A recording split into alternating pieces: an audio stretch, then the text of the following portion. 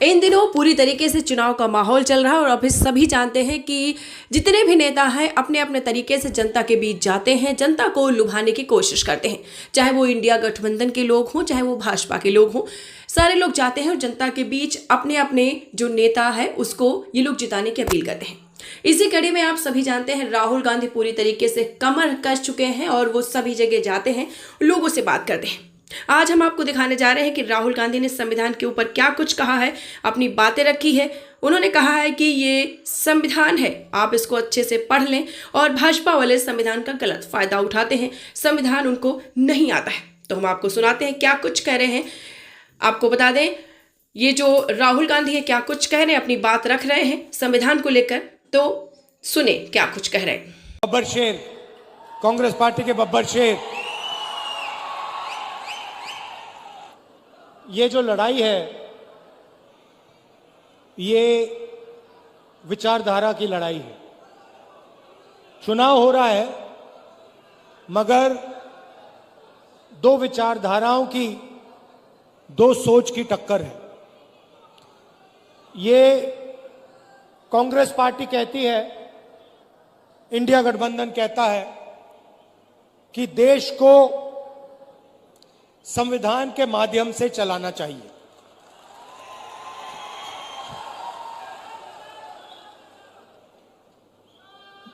प्रधानमंत्री जी कहते हैं कि मैं संविधान को पब्लिक मीटिंग में दिखाता हूं और संविधान खाली है। संविधान उनके लिए खाली है क्योंकि उन्होंने ये संविधान जिंदगी में पढ़ा नहीं है। उनको कोई आइडिया नहीं कि इस किताब के अंदर क्या लिखा हुआ है। इसीलिए प्रधानमंत्री जी के लिए यह संविधान खाली है। वो कहते हैं कि लाल रंग का संविधान राहुल गांधी दिखाता है। देखिए इस पर क्या रंग है, नीला है, लाल है, हमें कोई फर्क नहीं पड़ता। इसके अंदर जो लिखा है उसकी हम रक्षा करते हैं, उसके लिए हम जान देने को तैयार हैं। तो एक तरफ कांग्रेस पार्टी, इंडिया गठबंधन जो संविधान की रक्षा कर रही है, मैं आपसे पूछना चाहता हूं, और आदिवासी भाई और बहन इस बात को सबसे अच्छा समझेंगे। आज हमने यहां बिरसा मुंडा जी, भैया थोड़ा सामने से हटिए, थोड़ा सामने से हटिए। ये आज हमने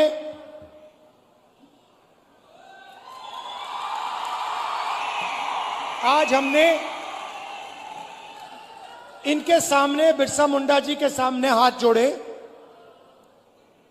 मत्था टेका। मैं आपसे पूछना चाहता हूं, क्या बिरसा मुंडा जी की सोच इसमें नहीं है?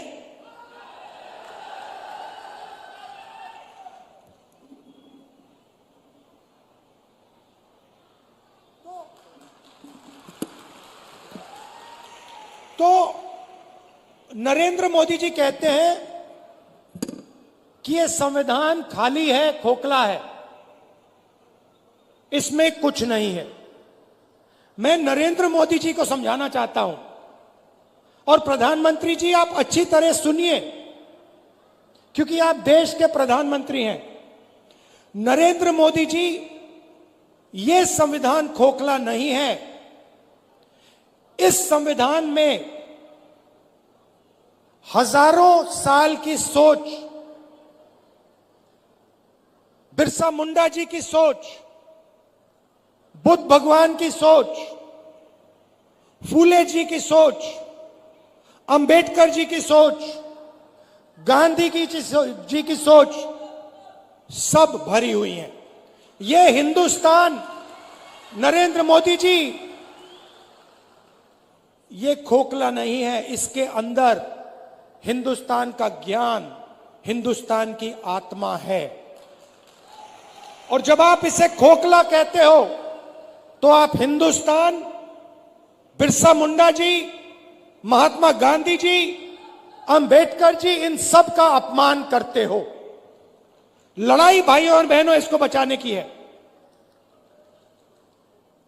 आपको कॉन्स्टिट्यूशन में, संविधान में नाम दिया गया है। आपको संविधान में आदिवासी नाम दिया गया है।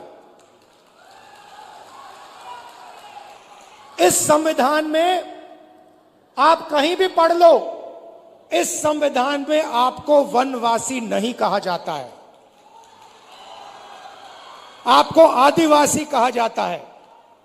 मगर आरएसएस के लोग, बीजेपी के लोग, हिंदुस्तान के प्रधानमंत्री आपको वनवासी कहते हैं। इन दो शब्दों में बहुत बड़ा फर्क है। आदिवासी का मतलब जो हिंदुस्तान के पहले मालिक थे। इस संविधान में बिरसा मुंडा जी ने जो त्याग किया, जो शहीद हुए, उनके शब्द हैं।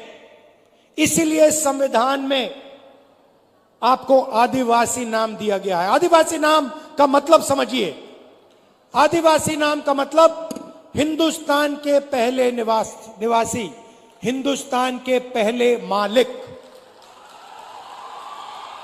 मतलब ये जो जल है, ये जो जंगल है, ये जो जमीन है, उसका पहला अधिकार आदिवासियों का है। ये बात, इसके लिए बिरसा मुंडा जी लड़े थे कि जमीन हमारी, जल हमारा, जंगल हमारा, और जल, जमीन और जंगल का फायदा हमें नहीं मिल रहा। इसीलिए शहीद हुए। वो अंग्रेजों से लड़े। आज वही सोच लेकर नरेंद्र मोदी, आरएसएस और बीजेपी घूम रही है। वो कहते हैं आप वनवासी हो। वनवासी का मतलब आप जंगल में रहते हो। वनवासी का मतलब आपको ना जल पर, ना जंगल पर, ना जमीन पर अधिकार होना चाहिए। वो आपसे अधिकार छीनते हैं। आपको कहते हैं आप वनवासी हो, और फिर पूरे देश में जंगल काटने का काम करते हैं, आपकी जमीन छीनने का काम करते हैं। पैसा कानून कौन लाया? जमीन अधिग्रहण बिल कौन लाया? न्यामगिरी में कौन लड़ा? कांग्रेस पार्टी लड़ी, इंडिया गठबंधन के लोग लड़े।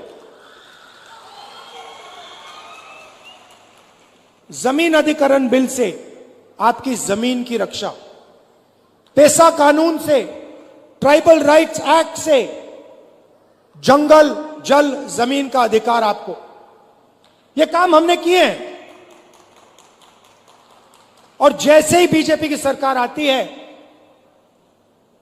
काम शुरू कर देते हैं। आपकी जमीन छीनते हैं, अरबपतियों को पकड़ा देते हैं,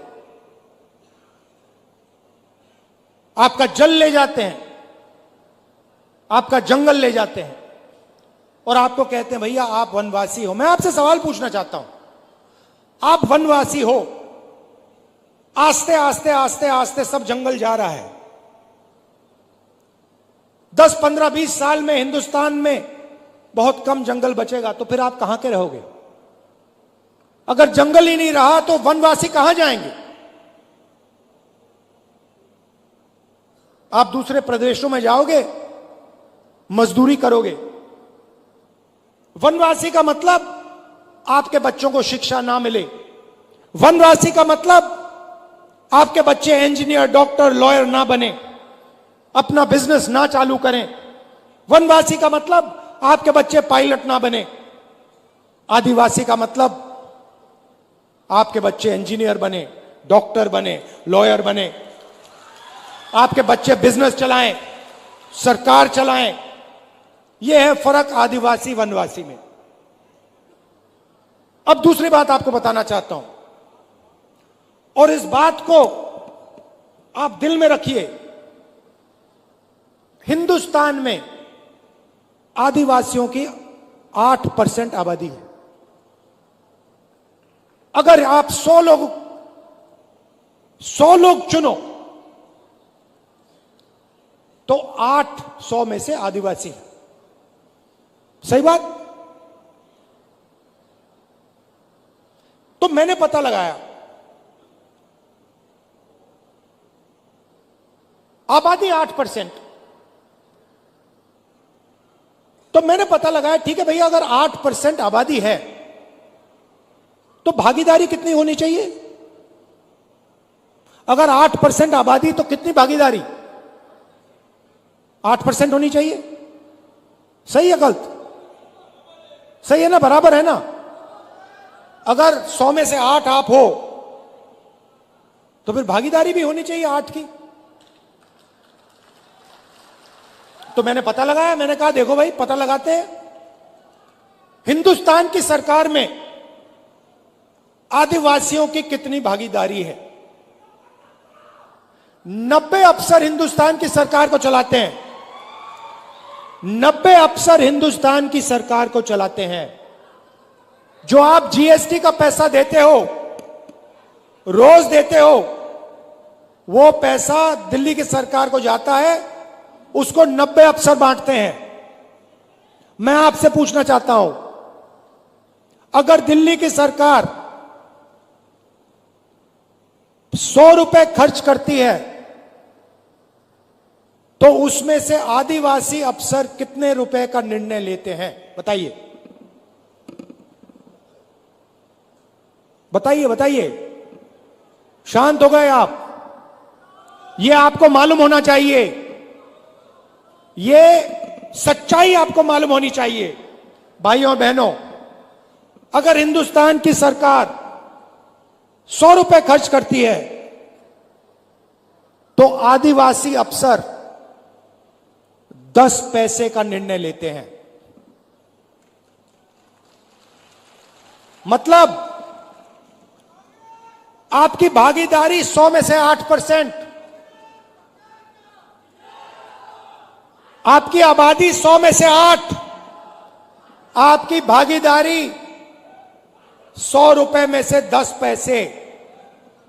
90 में से सिर्फ एक अफसर आदिवासी है और उस अफसर को पीछे कोने में बैठा रखा है, उसको काम नहीं देते।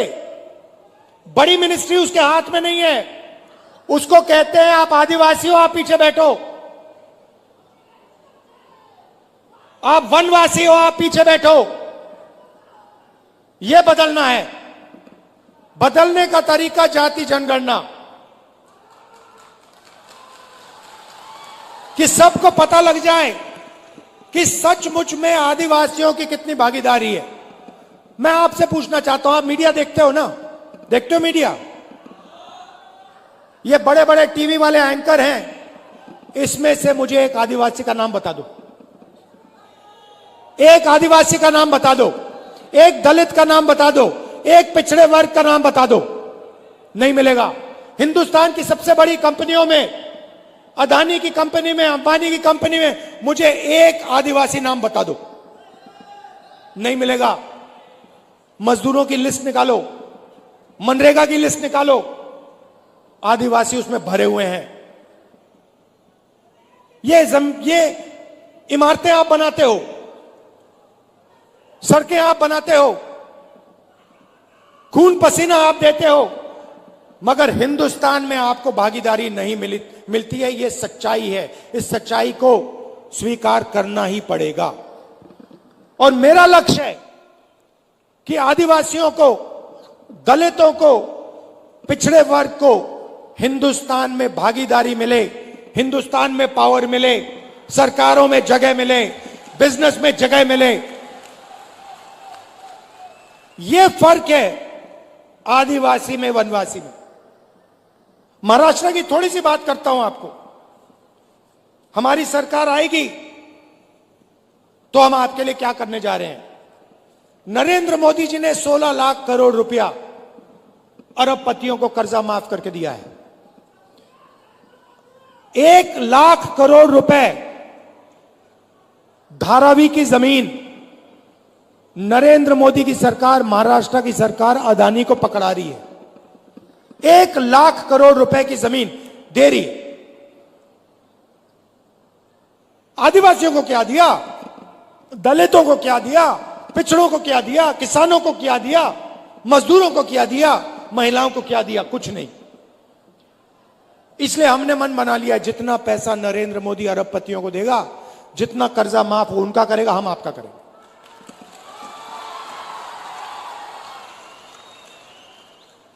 तो सबसे पहला काम, महालक्ष्मी योजना, अच्छी तरह सुनिए, ये आदिवासी बहनें जो आई हैं, आपके बैंक अकाउंट में हर महीने 1 तारीख को खटाखट 3,000 रुपए अंदर आप जगेंगी, बैंक अकाउंट में देखेंगी।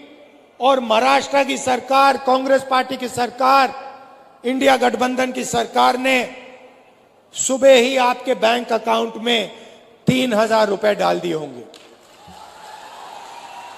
उसके बाद आप कहेंगे चलो मार्केट जाती हैं, चलो मार्केट चलें। आप जब बस में मार्केट जाएंगी, आपको पता लगेगा कि कांग्रेस पार्टी की सरकार ने महिलाओं के लिए बस का टिकट फ्री में कर दिया है। आप बैठेंगी, कोई आपसे पैसा नहीं मांगेगा, आप बिना पैसे दिए बैंक जाएंगी, 3,000 रुपए बैंक अकाउंट से निकालेंगी और वापस आ जाएंगी। और जब भी आपको बस की जरूरत पड़ेगी, महाराष्ट्र में आपको कहीं भी जाना हो, महाराष्ट्र की महिलाओं से 1 रुपया नहीं लिया जाएगा। अब किसान कहेंगे, राहुल जी आपने महिलाओं को 3,000 रुपए दे दिए, इंडिया गठबंधन की सरकार ने महिलाओं को 3,000 रुपए दे दिए, हर महीने जनवरी, फरवरी, मार्च महिलाओं के बैंक अकाउंट में आ जाता है, फ्री में बस में घूमती हैं, हमारा क्या होगा? सब किसान कहेंगे। मैं उनको कहना चाहता हूं, 3,00,000 रुपए तक का कर्जा आपका माफ होगा। और जब आप धान, सोयाबीन, कपास बेचोगे तो आपको सही दाम, minimum support price Congress party की, इंडिया गठबंधन की सरकार देगी। जाति जनगणना की मैंने बात कर दी। हम महाराष्ट्र में जाति जनगणना कराएंगे और पता लगाएंगे कि आदिवासियों की कितनी भागीदारी है संस्थाओं में, सरकार में, ब्यूरोक्रेसी में। आदिवासी, दलित, पिछड़े वर्ग के कितने लोग हैं।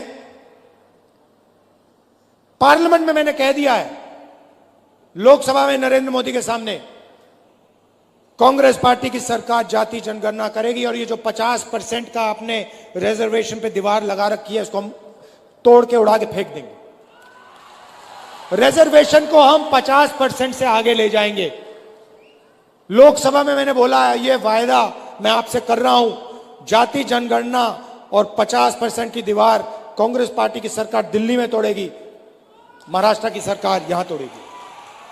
जाति जनगणना हम करके दिखाएंगे। सबसे ज्यादा कष्ट गरीबों को इलाज से होता है। गरीब किसान को दिल का ऑपरेशन करना हो, पेट का ऑपरेशन करना हो, किसी को कैंसर हो जाता है, कैंसर का इलाज करना होता है, तो गरीब किसान कर्ज में डूब जाता है, आत्महत्या कर लेता है।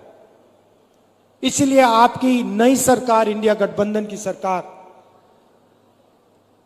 महाराष्ट्र में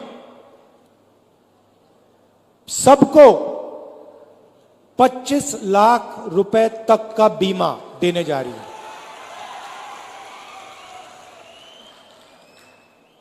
दिल का दौरा पड़े, कैंसर हो, किडनी की बीमारी हो, लिवर की बीमारी हो, पेट की बीमारी हो,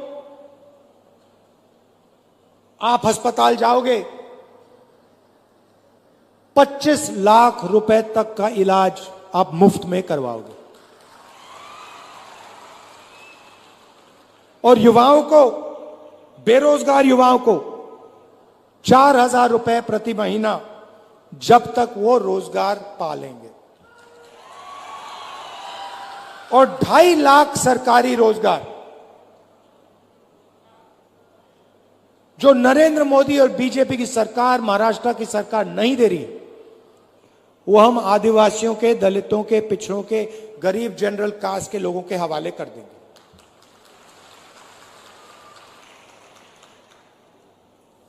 महाराष्ट्र की सरकार आपके जो प्रोजेक्ट्स हैं, जो महाराष्ट्र को रोजगार देने वाले प्रोजेक्ट्स हैं, उनको दूसरे प्रदेशों में भेजती है और आपके लोग मजदूरी दूसरे प्रदेशों में जाके करते हैं। उदाहरण देता हूं, वेदांता और फॉक्सकॉन का सेमीकंडक्टर प्लांट, जिससे महाराष्ट्र के युवाओं को 10,000 रोजगार मिलते, 1.5 लाख करोड़ रुपए का प्लांट है, यह उन्होंने महाराष्ट्र से छीनकर गुजरात भेज दिया।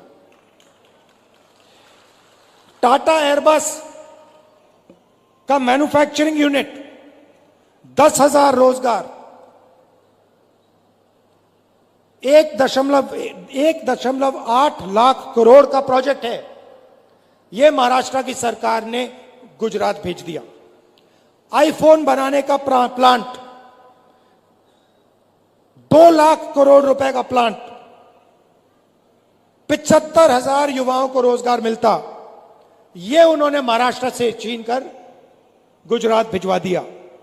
ड्रग पार्क, 80,000 लोगों को रोजगार मिलता, छीन के गुजरात पहुंचा दिया। गेल पेट्रोकेमिकल प्लांट प्रोजेक्ट, 60,000 करोड़ का प्रोजेक्ट था, 21,000 युवाओं को रोजगार मिलता, यह उन्होंने आपसे छीन के दूसरे प्रदेश में भिजवा दिया। अगर हम सब रोजगार मिला दें तो महाराष्ट्र से बीजेपी की सरकार ने 5 लाख रोजगार छीनकर दूसरे प्रदेशों में भिजवा दिए हैं। इसीलिए आपको यहां रोजगार नहीं मिलता है, इसीलिए यहां आपको बेरोजगार बना दिया गया है। यह काम इंडिया गठबंधन और कांग्रेस पार्टी की सरकार नहीं करेगी। महाराष्ट्र के प्रोजेक्ट्स महाराष्ट्र में रहेंगे, गुजरात के प्रोजेक्ट्स गुजरात में रहेंगे। हम ये नहीं चाहते कि आपके के सारे प्रोजेक्ट्स यहां से छीनकर दूसरे प्रदेशों में भेजे जाएं और आदिवासी युवा जाकर बंधुआ मजदूर बने गुजरात में, दूसरे प्रदेशों में। हम चाहते हैं कि आपको महाराष्ट्र में रोजगार मिले, सही रोजगार मिले, इज्जत का रोजगार मिले। इसीलिए हम चुनाव लड़ रहे हैं, इसीलिए हम यहां अपनी सरकार बनाना चाह रहे हैं। याद रखिए, मेन लड़ाई, सच्ची लड़ाई संविधान की है। आपको जो भी मिला, जमीन, जल, जंगल, शिक्षा, स्वास्थ्य, रोजगार, जो भी मिलता है, मनरेगा, भोजन का अधिकार, ये सब इस किताब ने दिए हैं। और इस किताब के अंदर पवित्र सोच है, बिरसा मुंडा जी की सोच है, महात्मा गांधी की सोच है, अंबेडकर जी की सोच है, बुद्ध भगवान की सोच है। और जब नरेंद्र मोदी कहते हैं कि यह संविधान खोखला है, इसके अंदर कुछ नहीं है, तो वो बिरसा मुंडा जी का अपमान करते हैं, बुद्ध भगवान का अपमान करते हैं, महात्मा गांधी, अंबेडकर जी का अपमान करते हैं, फूले जी का अपमान करते हैं। भाइयों और बहनों, आरएसएस इसके खिलाफ है, बीजेपी इसके खिलाफ है। इसलिए वो आपको वनवासी कहते हैं, इसलिए वो आपकी जमीन छीनते हैं, इसलिए जल, जंगल, जमीन का फायदा आपको नहीं देते। हम इसकी रक्षा करते हैं और रक्षा करते जाएंगे। आपको आपका अधिकार हम आपको दिलवाएंगे, क्योंकि आप आदिवासी हो। आप सबका मैं दिल से धन्यवाद करता हूं। दूर दूर से आप आए, कष्ट उठाया, आपने इतने प्यार से मेरी बात सुनी, इसके लिए मैं आपको दिल से धन्यवाद करता हूं। नमस्कार, जय हिंद।